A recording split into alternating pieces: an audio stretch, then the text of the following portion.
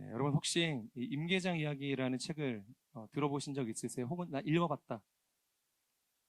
네, 없으시죠? 저도 별로 뭐 그냥 책을 좋아하는 사람은 아니어서 이게 스치듯이 흘리듯이 들려질 때 또 권유를 받을 때 책을 읽고는 하는데요. 이 책은 이 조정진이라는 분이 쓰신 책입니다. 2016년도에 이 잘 다니고 있던 공기업을 퇴직하시고 난 다음부터 이제 새로운 일을 시작하게 됐는데 그때부터 매일매일 자신의 삶에 대한 일지를 쓰시기 시작한 거예요. 그러니까 소위 일기를 쓰신 거죠. 그것을 나중에 이제 엮어서 만든 책이 바로 이 임계장 이야기라는 책입니다.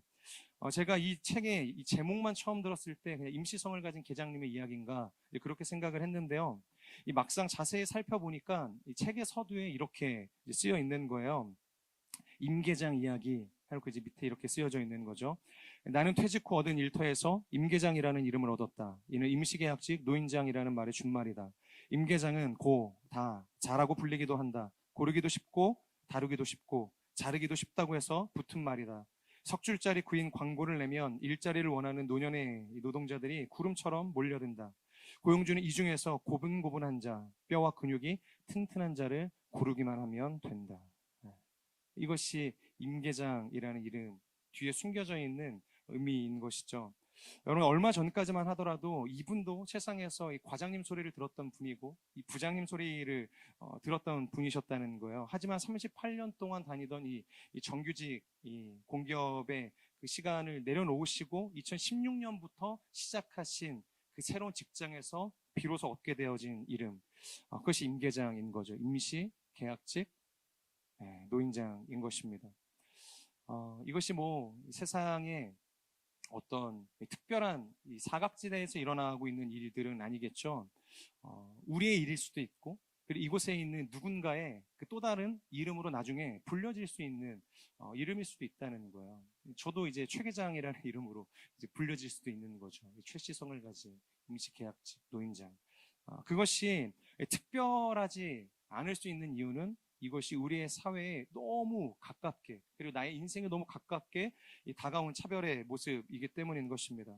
이제는 많이 사라지기는 했지만 여전히 이 세상 가운데는 신분의 차별도 존재하죠. 그리고 인종의 차별도 존재합니다. 남녀의 차별은 뭐 말할 것도 없죠.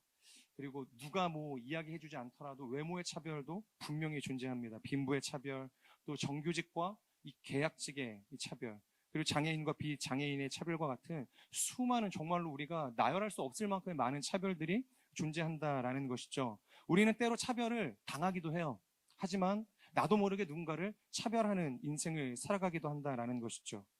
이것이 세상의 모습이고 세상의 순리일 수 있다라고 저는 생각을 합니다. 자, 그렇다면요. 우리가 몸담고 있는 교회는 어떨까요? 자, 다 교회를 다니시는 분들이에요. 이곳은 하나님을 믿는 사람들이 모여서 예배하는 예배당입니다. 여기에는 차별이 없을까요? 자신 있게 이야기할 수 있나요? 우리 수는 차별이 없다. 우리 순장님은 차별하지 않으시는 분이다. 예. 저도 순장을 오래 해봤지만 더 애정해가는 순원이 있어요. 좀 더 이렇게 마음이 가는 순원들이 있다는 거예요. 교회 안에서도 이 세상과 같은 이 동일한 차별의 모습들은 사라지지 않는다는 것이죠. 교회도 차별이 있습니다. 그래서 이 야고보서 2장도 보면 이 세상의 차별에 대해서 이야기하지 않고 교회 안에서 일어나고 있는 보란 듯이 행해지고 있는 차별에 대해서 이야기하죠. 화려한 옷을 입고서 교회에 들어온 사람들은 좋은 자리 안내를 해주지만 누더기 옷을 걸치고 온 사람들은 왔는지 뭐가 필요한지 사실 뭐 관심이 없는 것이죠. 근데 그런 것에 대한 이 차별의 모습들을 지적하고 있는 것이 야고보서 2장이라는 거예요. 가장 차별이 없어야 하는 이 교회 안에서도 여전히 우리는 우리 안에 남아있는 이 차별의 모습으로 누군가를 대하게 되어져 있다라는 것이죠. 자, 그렇다면 오늘 우리가 살펴볼 이 창세기 37장은 어떨까요? 제가 생각할 때 이 성경 전체를 생각을 할 때 어떻게 보면 가장 차별의 모습들이 적나라하게 드러나 있는 차별이 민낯을 여실히 보여주고 있는 본물이 아닐까라는 생각이 듭니다. 1절의 말씀을 우리 같이 한번 읽어볼까요? 창세기 37장 1절의 말씀입니다. 시작. 야곱은 자기 아버지가 살았던 가나안 땅에 살았습니다. 네, 드디어 야곱이 자기 아버지가 살았던 어디에 들어가요? 가나안 땅. 그렇게 들어가고 싶어 했던 그 가나안 땅. 아버지 이삭이 살았던 그 가나안 땅. 자신이 최초에 머물러 있었던 가정을 이루었었던 그 지역, 그 가나안 땅으로 지금 야곱은 돌아오게 된 것이에요. 여러분 이 말이 무슨 뜻이냐면 야곱의 인생에 이제 더 이상 고난받을 일이 있다? 없다? 없다는 거예요. 더 이상 야곱의 인생에 고난은 사라졌다라는 것을 의미하는 것이죠. 더 이상 누군가와 경쟁하거나 싸울 일이 없다라는 거예요. 그러니까 자신을 죽이겠다는 형 때문에 고향을 떠날 일도 없는 거죠. 네. 아니면 재산을 빼앗기 위해서 서로를 이간질시킬 그런 어떤 욕망도 더 이상 야곱에게 남아있지 않는 거예요. 이미 가나안 땅에 들어와 있기 때문에. 그리고 자신의 사랑을 얻어보겠다고 경쟁하듯이 자식을 낳아대는 레아와 라헬이 있는 것도 아니에요. 이제 자녀들이 너무 많아요. 더 이상 이제 자녀 때문에 경쟁하듯이 그렇게 가족들이 이제 분란을 일으킬 이유도 없었다라는 것이죠. 그렇게 그는 평안한 상태에서 이 가나안 땅에 거주하게 되었다라는 것입니다. 이제 모든 것이 다 끝나고 이제 은퇴 후에 우리가 마치 이 노후 연금을 타고서 이제 좋은 땅에 가서 집 짓고 살면 된다라고 생각하는 것처럼 그렇게 편안한 자신의 인생에 노후를 보내면 되는 것이 야곱의 인생이었다는 거예요. 그렇게 행복한 인생이 열려 있었던 것이 앞으로의 야곱의 인생이었다는 것이죠. 자, 그런데 성경이 재미있는 것이 우리의 인생이라는 것이 그렇게 호락호락하지 않다는 것을 보여주고 있는 거예요. 오늘 37장 이하를 통해서 펼쳐질 내용은요, 그간 우리가 지금까지 겪어왔던 이 야곱 인생의 모든 아픔을 다 합쳐도 될 만큼의 큰 아픔, 큰 고난을 경험하게 될 충격을 가지고 있다는 것이죠. 그리고 이 사건을 통해서 이 야곱의 인생은 저물어가게 되고 새로운 인생의 이제 주인공, 이 창세기의 이 대미를 장식할 이 요셉의 인생으로 달려가게 된다는 것이죠. 자, 이전의 말씀을 이어서 이 개역개정의 버전으로 함께 읽도록 하겠습니다. 시작. 야곱의 족보는 이러하니라. 요셉이 17세 소년으로서 그의 형들과 함께 양을 칠 때에 그의 아버지의 아내들 빌하와 실바의 아들들과 더불어 함께 있었더니 그가 그들의 잘못을 아버지에게 말하더라. 자, 지금 요셉이 형들과 함께 양을 치고 있었다. 그렇게 2절이 이야기하고 있죠. 그런데 지금 어떤 일들이 일어났죠? 자, 이것을 좀 자세하게 이야기를 하면 이런 거예요. 요셉이 형들과 함께 아버지의 양떼를 치기 위해서 들판으로 나갔어요. 그리고 형들은 열심히 양떼들을 돌보기 위해서 일을 하고 있습니다. 자, 그런데 요셉은 지금 뭘 하고 있어요? 그 형들과 떨어져서 형들이 일하는 것을 지켜보고 있었던 거예요. 그러니까 표현상 지켜보고 있었던 것이지 감독하고 있었다라고 해석을 하면 정확한 해석일 수 있는 것입니다. 자, 그런데 감독을 하다가 형들이 잘못을 하면 뭘 해요? 요셉은 그것을 보고 아버지께 어떻게 보면 고자질하는 역할을 하고 있었다는 거예요. 그러니까 형들과 이 요셉만 하는 역할이 달랐어요. 그러니까 그 형제들이 하는 모든 일들은 다 똑같았어요. 그런데 이 야곱의 아들이었던 이 요셉만 그 형제들과 다른 아버지로부터의 역할을 부여받았던 것이죠. 자, 2절이 말하는 이 단순히 요셉이 이 형들과 역할이 달랐다. 그래서 형들이 열심히 양떼를 돌보고 있다. 뭔가 잘못을 하면 그것을 고자질하는 역할을 이 요셉이 맡았다는 것은 단순히 이 요셉이 철이 없고 어리기 때문에 분리시켜놨다라는 그런 개념이 아닌 것이에요. 이것은 이미 이 요셉과 이 종들의 몸에서 난 형들 사이에는 보이지 않는 이 계급이 존재하고 있었다. 어떻게 보면 신분의 차별이 존재하고 있었다는 것을 볼 수도 있다라는 것이죠. 왜냐하면 지금 2절을 보면요, 요셉이 그냥 형들과 함께 있다고 이야기하지 않습니다. 그냥 형들과 함께 있다고 이야기하지 않고 그 앞에 뭐라고 하고 있어요? 그의 아버지의 아내들, 누구예요? 빌하와 실바의 아들들과 더불어서 함께 있었다, 그렇게 표현을 하고 있죠. 그러니까 명확하게 그 형들이 어떤 족보를 가지고 있는지에 대해서 이야기하고 있었다는 거예요. 여러분, 이 표현이 주는 의미가 결코 가볍지가 않습니다. 빌하와 실바, 누구예요? 몸종이잖아요, 몸종. 그러니까 몸종을 통해서 난 형제들과 함께 지금 양을 치고 있었다라는 것을 지금 2절이 이야기해주고 있다는 거예요. 창세기 32장으로 한번 거슬러 가볼까요? 어떤 사건이 있었죠? 창세기 32장. 저희가 계속 건너뛰니까 막 헷갈리시죠? 32장을 다뤘다, 35장을 다뤘다, 37장. 중간에 막 친절하게 제가 잘 설명해 주는 것도 아니고, 여러분들의 몫입니다. 그걸 읽으면서 따라오시는 건. 32장에 야복강에서 하나님의 천사와 이 씨름을 했던 야곱의 모습이 소개가 되고 있어요. 그런데 그 씨름을 하기 전에 형을 만나러 가는 그 길이 굉장히 두려웠잖아요. 이 야곱이. 그래서 어떤 계략을 짜죠?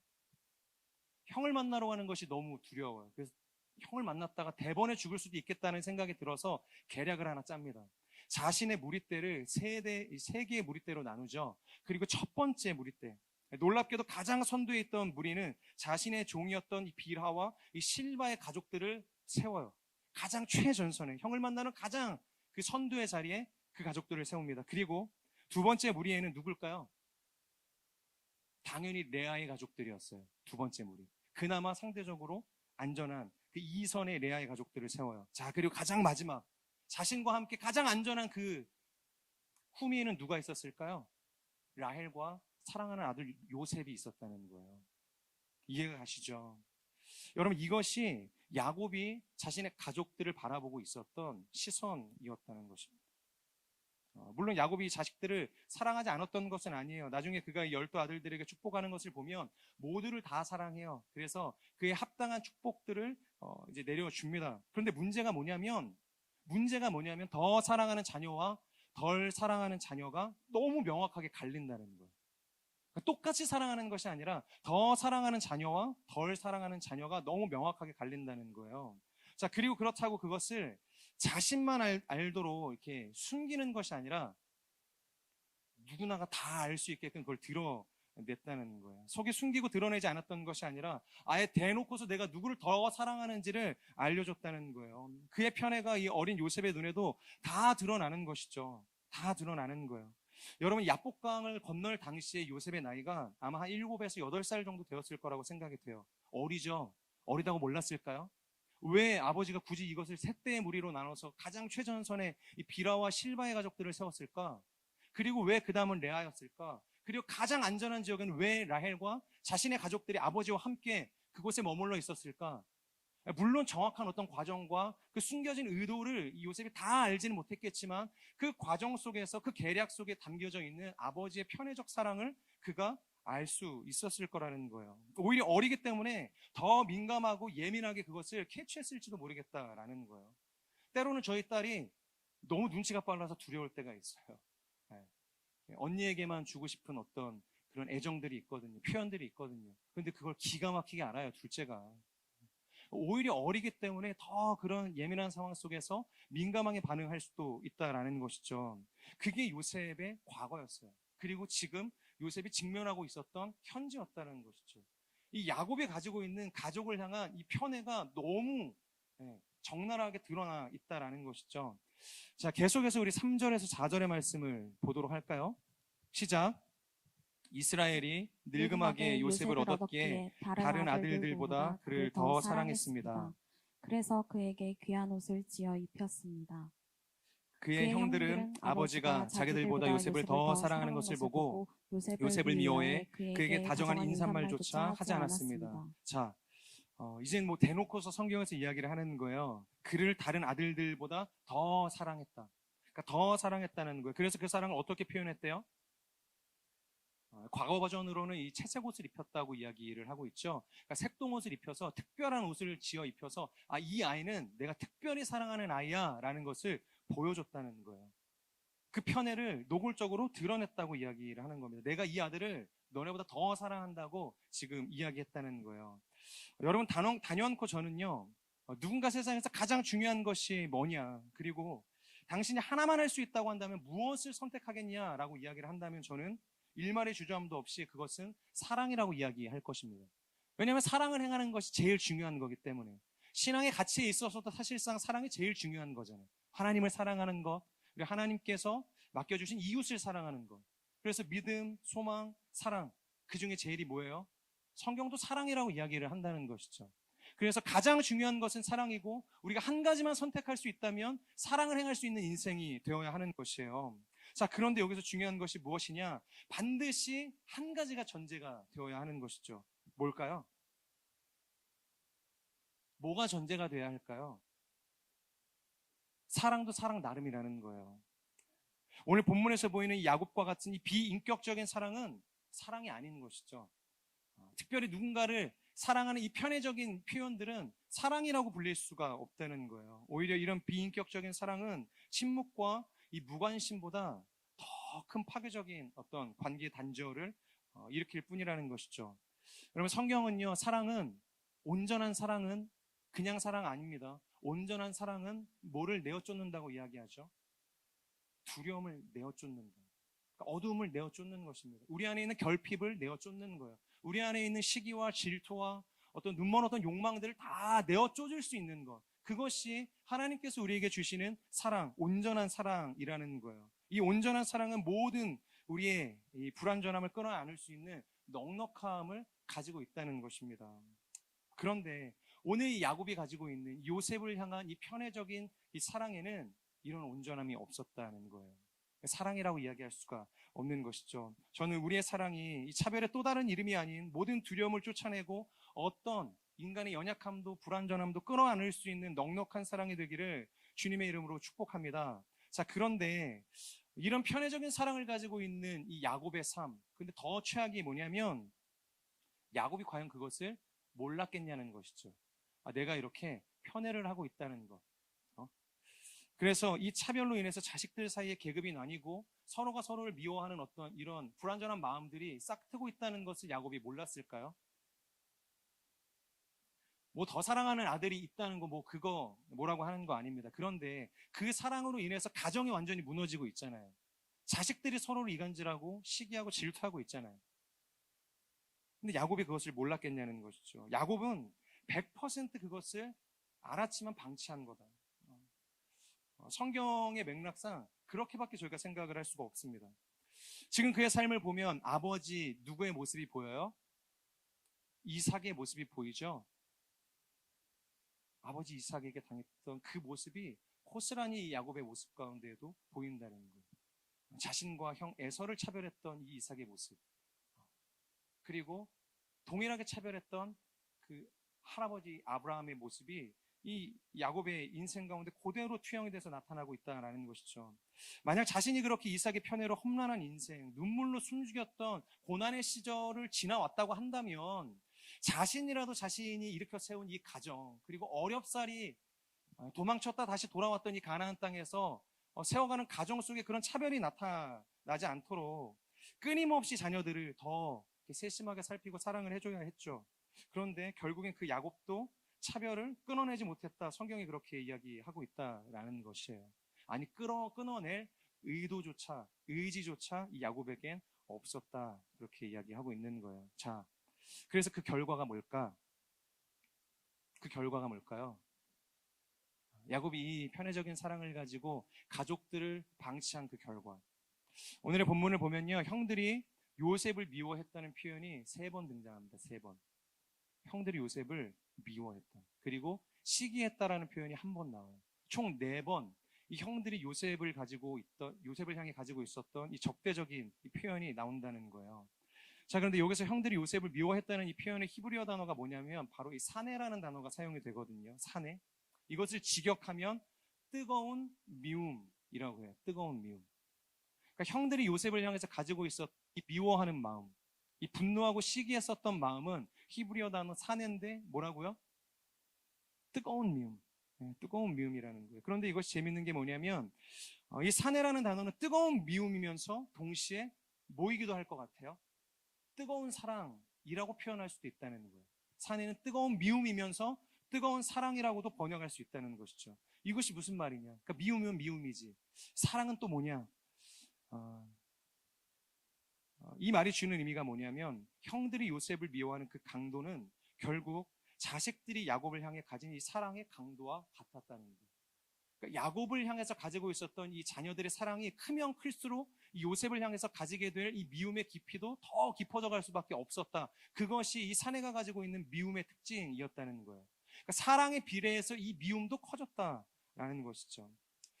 여러분, 야곱은 지금 자녀들을 향해서 어린 시절부터 편애하면서 일방적인 사랑을 요셉에게 이렇게 몰빵해줬어요, 사실. 요셉이 그 사랑을 독점받을 수 있도록 해줬죠. 그런데 그럼에도 불구하고 나머지 11명의 아들들은 이 야곱을 여전히 사랑했다는 거예요. 그리고 그들도 동일하게 이 야곱에게 그 사랑이 흘러오길 기대했다라는 것이죠. 그런데 오늘의 본문처럼 그 결과가 어떠냐? 무지하고 무책임했던 야곱은 그 사랑을 나눠주길 거절했다. 그것이 오늘 성경에서 담아내고 있는 이 야곱 가정에 일어나고 있는 이 차별의 모습이었다라는 거예요. 결국 이 자녀의 탈선과 이 비극은 누구의 문제일까? 삐뚤어지고 엇나갔던 자녀의 문제일까요? 아니면 철없고 분별력이 떨어졌던 요셉의 이 문제였을까요? 물론 그들의 문제일 수도 있겠죠. 하지만 결국엔 모든 문제는 부모의 문제였다라는 거예요. 제가 몇 주 전에도 그런 이야기 했죠. 설교를 하면서 아버지가 유대인이지만 어머니가 이방인인 경우 그 자녀는 사회에서 유대인으로 인정받을 수 없을 수도 있다고 말씀을 드렸죠. 그만큼 가정에서 어머니의 역할이 컸다는 거예요. 그러니까 생명의 길, 우리 집이 어떤 신을 섬길 것에 대한 결정권은 아버지에게 있었지만 그 신을 향해서 가는 그 모든 과정, 그리고 그 생명을 쟁취하기 위해서 우리가 살아내야 할 그 삶의 모든 과정들은 어머니의 지도와 훈육과 양육을 통해서 자녀들이 학습하게 되어졌기 때문이에요. 그래서 아버지가 이방인이었지만 어머니가 유대인이었었던 집안의 그 자녀는 그 유대 사회에서 유대인으로도 인정을 충분히 받을 수 있었다라는 거예요.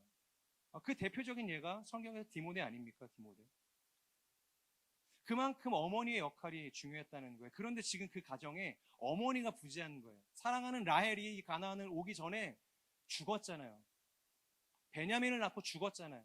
더 이상 그 가정에서 그 생명의 길로, 그 신앙의 길로 이 자녀들을 훈육하고 이끌어줄 부모가 부재한 상황이었다는 거예요. 그렇다면 이 아버지가 그 일을 감당해야 했겠지만 아버지가 그 책임을 회피했다라는 것이 문제입니다. 결국엔 아버지의 문제인 거예요. 육신의 아버지의 문제인 것이고 이 야곱의 결핍이었다라는 것이죠. 자, 그렇다면 그런 상황 속에서 우리가 기억해야 할 것은 무엇인가? 뭐 어쩔 수 없는 인간의 연약함이다. 그렇게 생각을 하고 넘어갈 수 있어야 하는 것인가? 성경으로 돌아갈 때 예수님을 우리에게 주신 아버지 하나님을 기억할 수 있어야 한다라는 것입니다. 왜 굳이 성경은 우리에게 이러한 이 역차별적인 이 차별적인 모습의 가정들을 굳이 요셉의 이야기를 시작하면서 소개하고 있는 것인가? 이것은 이 구속사 전체를 꿰뚫고 있는 하나님의 마음을 우리에게 보여주기 위한 것이라는 거예요. 만약 하나님께서 우리를 차별하기로 작정하셨다면 이곳에서 구원을 받을 수 있는 사람이 누가 있었을까요? 이곳에서 하나님 앞에 예배할 수 있는 존재가 누가 있었을까? 우리의 삶에 소망이 있었겠습니까? 이 로마서에 기록된 말씀처럼 하나님께서 헬라인이나 유대인이나 이방인이나 야만인이나 지혜 있는 자나 율법 있는 자나 율법 없는 자나 할례자나 무할례자나 부한 자나 가난한 자나 그 어떠한 존재도 차별하지 않고 선택하셨기 때문에 어떻게 돼요? 예수를 믿는 모든 사람들로 하여금 믿음의 부한 자가 되게 하셨다. 그러니까 믿음의 부요한 자가 되게 하셨다. 그리고 하나님의 나라를 기업으로 이을 상속자가 되게 하셨다. 그렇게 이야기한다는 것입니다. 바로 이것이 주님의 사랑이고 이것이 우리가 받을 구원의 핵심인 것이고 구속사 전체를 꿰뚫고 있는 구속사의 정신이라는 것입니다. 여러분, 이스라엘 민족의 뿌리가 되는 12지파 안에 반드시 세워져야 하고 그들이 기억해야 할 정신이었다라는 거예요. 자, 그런데 지금 어딜 봐서 이 이스라엘의 민족의 뿌리가 되고 있는 이 야곱의 집안 가운데 그 정신이 있죠. 그 구원의 핵심이 있죠. 우리를 차별하지 않고 사랑으로 품어주셨던 그 하나님의 사랑을 우리가 바라볼 수 있는 것이죠. 그것이 전무했다라는 것이죠. 땅끝까지 이르는 예수 공동체가 이 가정을 통해서 만들어져야 하는데 그 정신을 가지고 그 가정을 이루어야 할 사람들이 없었다는 거예요. 그렇기 때문에 이 차별의 모습 속에서 결국엔 나중에 요셉이 팔려가는 그 모든 그 순환의 과정을 통해서 하나님께서는 이것을 깨닫게 하셨다. 단순히 이스라엘 민족을 기근 가운데서 건져내는 것으로 끝나는 것이 아니라 이 구속사 전체의 모든 존재를 하나님께서 차별하지 않으시고 품으시는 그 사랑이 이 요셉의 스토리 가운데 담겨져 있는 것이구나. 이 정신을 통해서 이스라엘 민족이 먼 훗날 세워지는 것이구나. 성경은 그것을 이야기하고 있다라는 것이죠.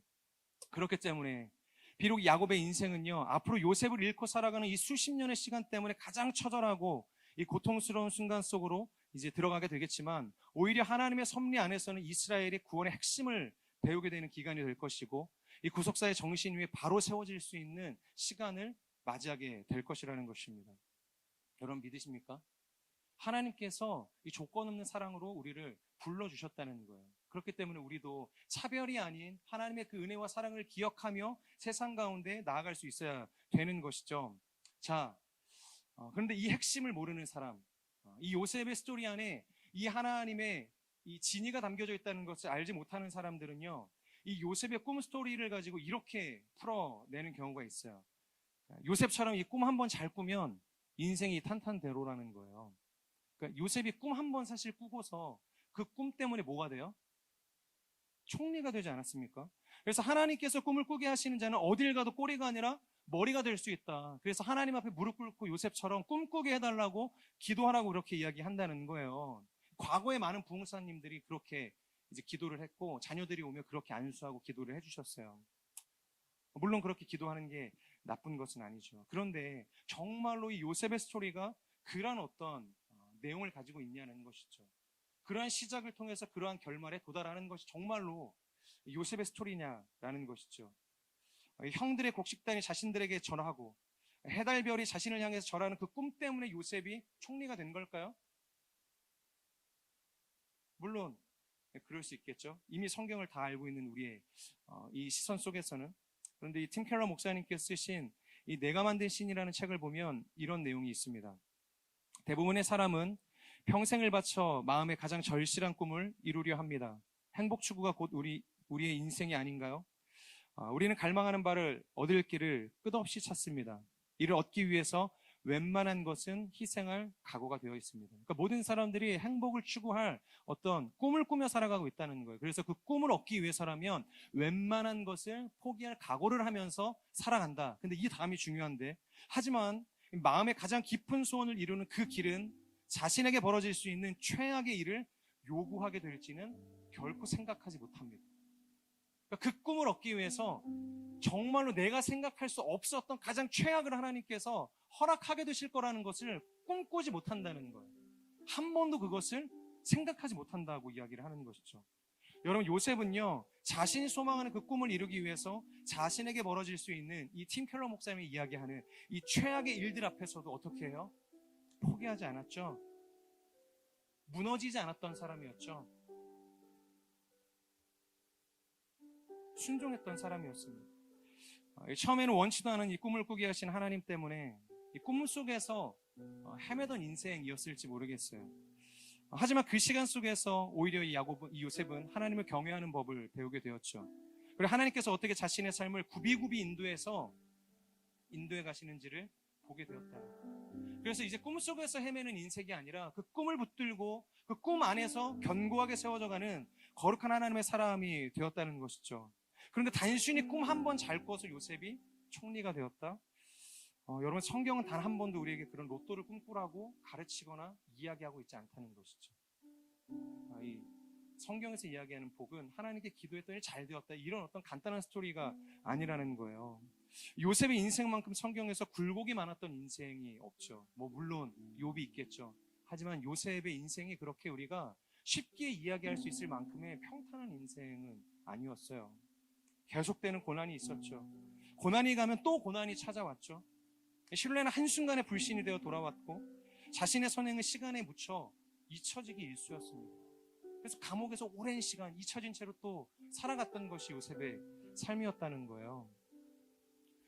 그런데 저도 이것을 이제 설교를 준비하면서 써내려가면서, 그래, 요셉의 인생이 참 쉽지 않지.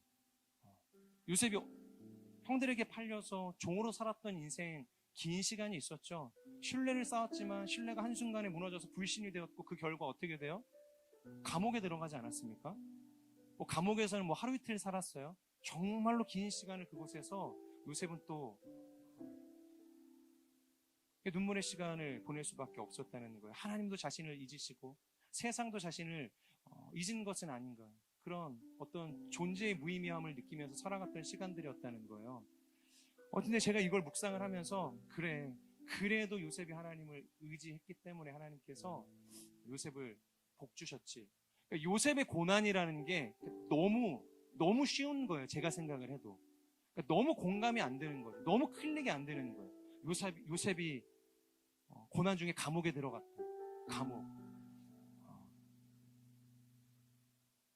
근데 제가 이제 예배 전 한 15분 전인가요? 이제 아내랑 이제 통화를 하는데 이제 어떤 가족 중에 이제 한 분이 되게 어려워요, 지금 상황이.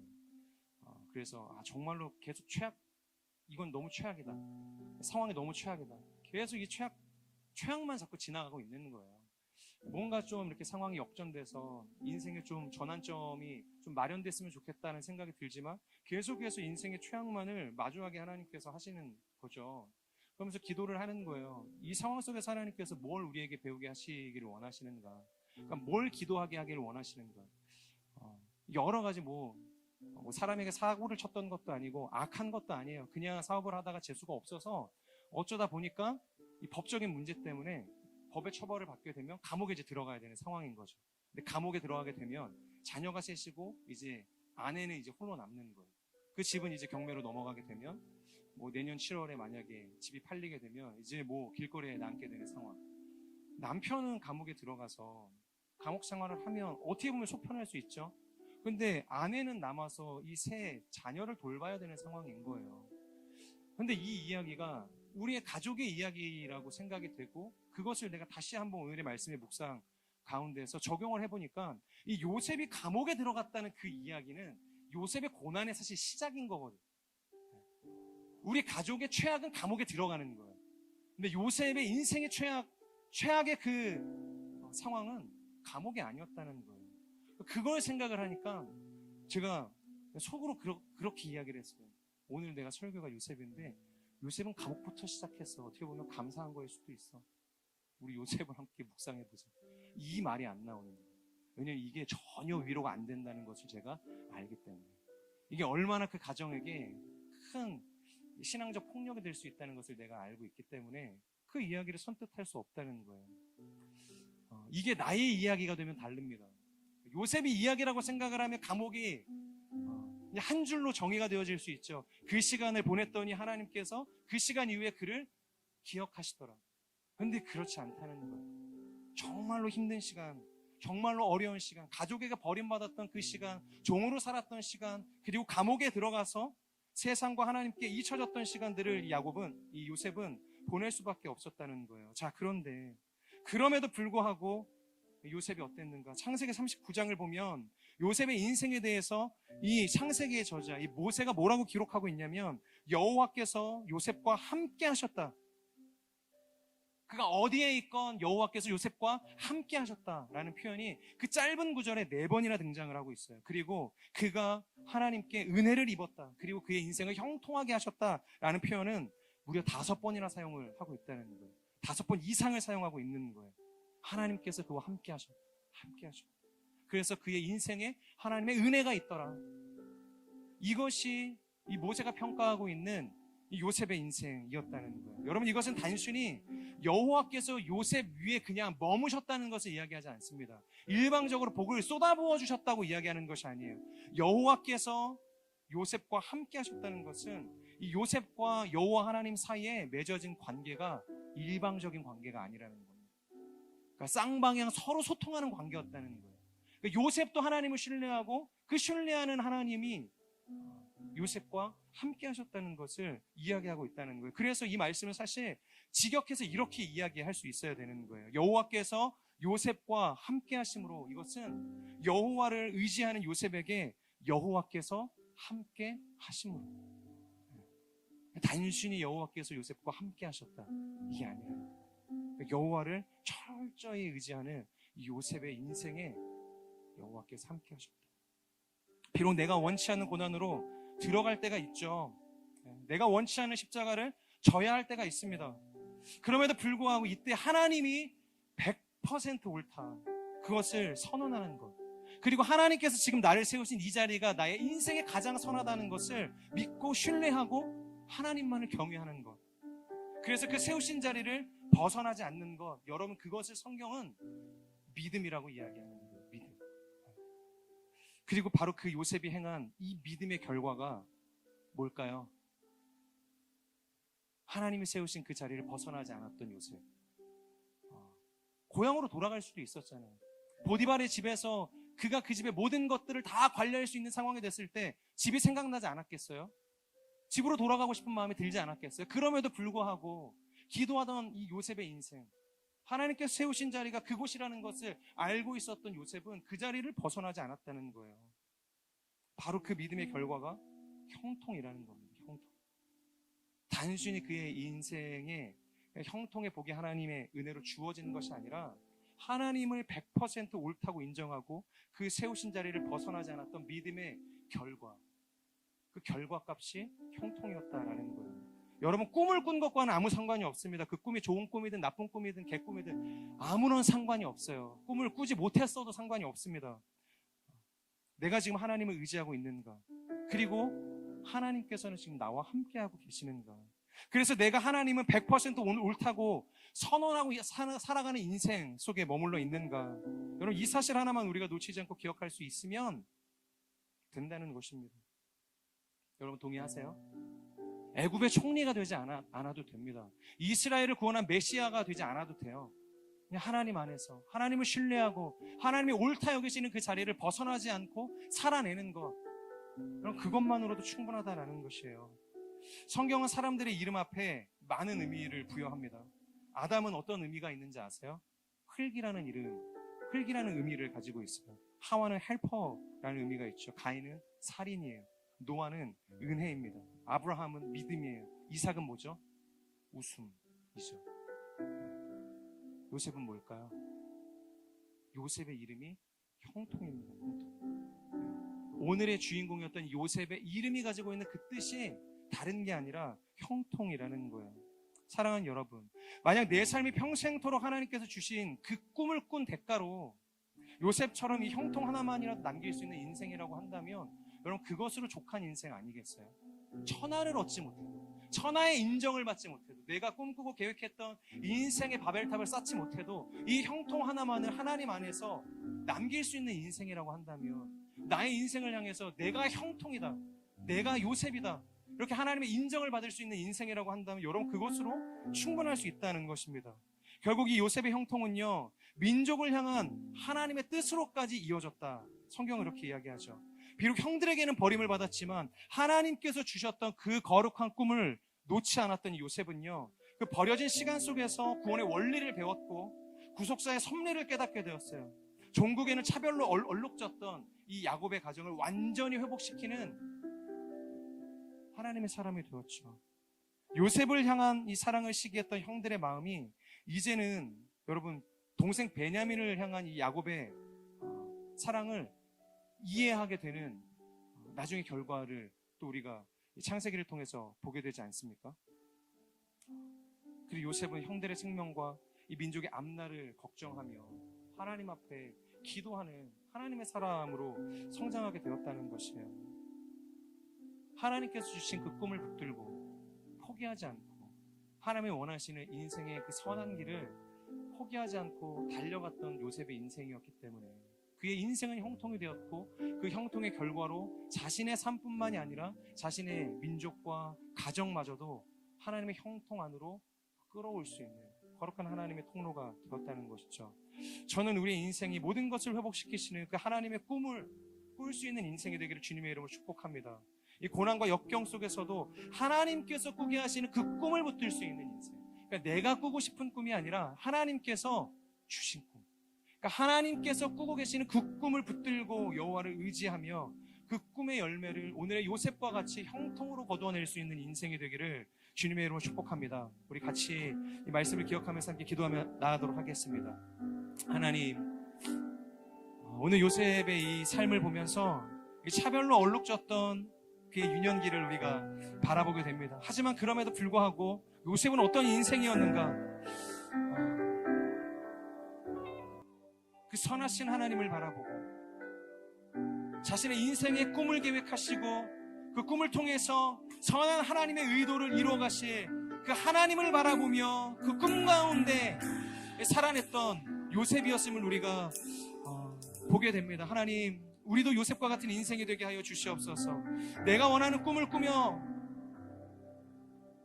하나님 내 안에 있는 결핍을 채우기 위해서 하나님 수단과 방법을 가리지 않는 인생이 되기를 거절하고 오직 하나님으로부터 마르지 않는 그 하나님의 형통의 복을 기대하며 그 소망을 노래하며 살아낼 수 있는 요셉의 인생이 될 수 있도록 하나님 역사하여 주시옵소서. 고난의 순간이 올지라도 그 꿈을 꾼 대가로 하나님 내가 예기치 못했던 인생의 절망 가운데 내몰리게 될지라도 하나님은 언제나 선하시고 100% 옳다는 것을 인정하며 믿음으로 살아낼 수 있는 하나님의 사람이 될 수 있도록 역사하여 주시옵소서. 이 시간 말씀을 기억하며 우리 주여 선포하며 동성으로 기도하며 나가겠습니다. 주여